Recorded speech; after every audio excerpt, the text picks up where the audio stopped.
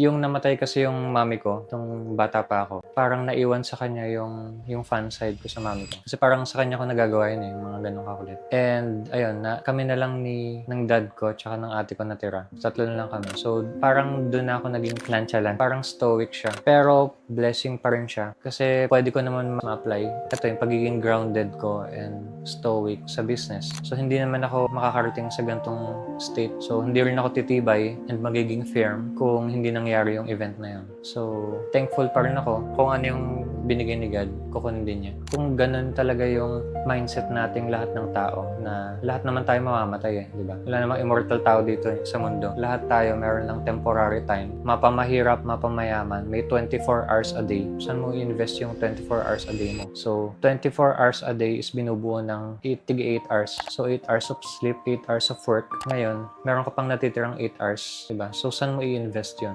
Sa paglalaro ba ng ML? I-invest mo ba yun sa procrastination? So, yung natitirang 8 hours na yun, or pwede mo i-maximize eh. Pwedeng 7 hours of sleep. So, saan mo i-invest yun? Yung natitirang 8 hours or more mo sa loob ng 24 hours every day.